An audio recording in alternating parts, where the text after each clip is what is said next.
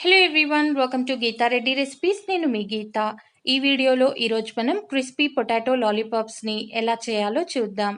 చాలా క్రిస్పీగా ఎంతో టేస్టీగా ఉండే ఈ స్నాక్ పిల్లలే కాదు పెద్దవాళ్ళు కూడా ఎంతో ఇష్టంగా తింటారు. ఈ స్నాక్ తయారీకి ముందుగా 2 పెద్ద సైజ్ బంగాళదుంపల్ని ఉడికించి తురిమి పెట్టుకోండి, లేదంటే స్మాష్ కూడా చేసుకోవచ్చు.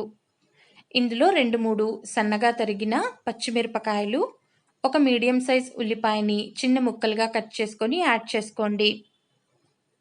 ఇందులో 1 టేబుల్ స్పూన్ క్రష్ చేసుకున్న అల్లం వెల్లుల్లిని యాడ్ చేసుకోవాలి, లేదంటే అల్లం వెల్లుల్లి పేస్ట్ని యాడ్ చేసుకోవచ్చు. అలాగే 2 టీ స్పూన్ల రెడ్ చిల్లీ ఫ్లేక్స్ని యాడ్ చేసుకోండి.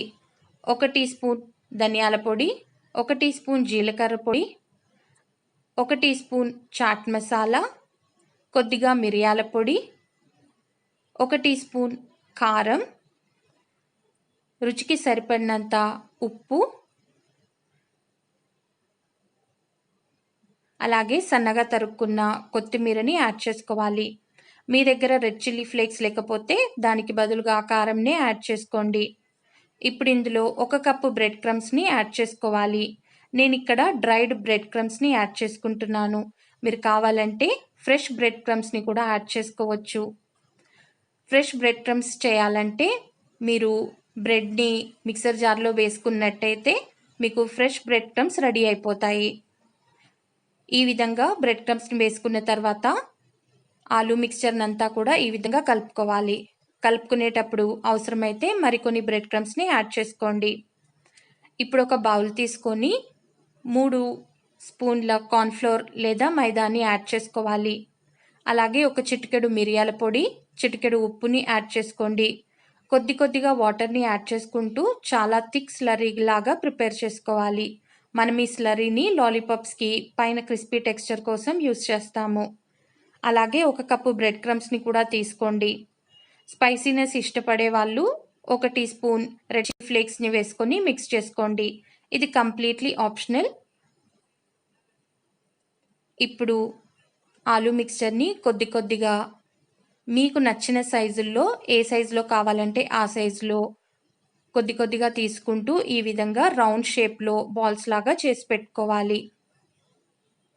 ఇలా చేసుకున్న బాల్స్ని మనం ఇందాక చేసుకున్న స్లర్రీలోకి డిప్ చేసుకోవాలి. స్లర్రీలో ఒకసారి డిప్ చేసుకొని బ్రెడ్ క్రమ్స్తో కోట్ చేసుకోండి. ముందుగా చెప్పినట్టుగా రెడ్ చిల్లీ ఫ్లేక్స్ని మీరు బ్రెడ్ క్రమ్స్లో వేసుకోవడం ఆప్షనల్, లేదంటే ప్లెయిన్ బ్రెడ్ క్రమ్స్లోనే రోల్ చేసుకోండి. ఈ విధంగా బ్రెడ్ క్రమ్స్లో రోల్ చేసుకున్నాం కదా, ఇదే విధంగా అన్నిటినీ కూడా చేసి పెట్టుకోవాలి. ఇలా చేసుకున్న ఈ పొటాటో బాల్స్ని 15 నిమిషాల పాటు ఫ్రీజర్లో ఉంచి తర్వాత డీప్ ఫ్రై చేసుకోండి.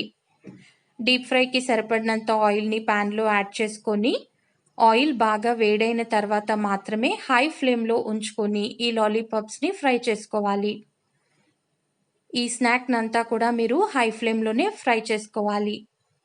ఆయిల్ ఏమాత్రం వేడి లేకున్నా, అలాగే హై ఫ్లేమ్లో మీరు ఫ్రై చేసుకోకపోయినా ఇవి బ్రేక్ అయిపోయే అవకాశం ఉంది. ఈ విధంగా ప్యాన్ని కొంచెము స్టిర్ చేసుకున్నట్టయితే ఈ పొటాటో లాలీపాప్స్ అనేవి ప్యాన్కి స్టిక్ అవ్వకుండా ఉంటాయి. ఒకవైపు కొద్దిగా వేగింది అనుకున్న తర్వాత ఈ విధంగా అన్ని వైపులా కూడా ఆయిల్లో ఫ్రై చేసుకోవాలి. మీరు హాట్ ఆయిల్లో హై ఫ్లేమ్లో మాత్రమే ఫ్రై చేసుకోండి. ఈ విధంగా అన్ని వైపులా ఫ్రై అయిపోయి మంచి గోల్డెన్ కలర్లోకి వచ్చిన తర్వాత అన్నిటినీ తీసేసుకోవాలి. ఇదే విధంగా అన్ని పొటాటో బాల్స్ని కూడా డీప్ ఫ్రై చేసుకోవాలి.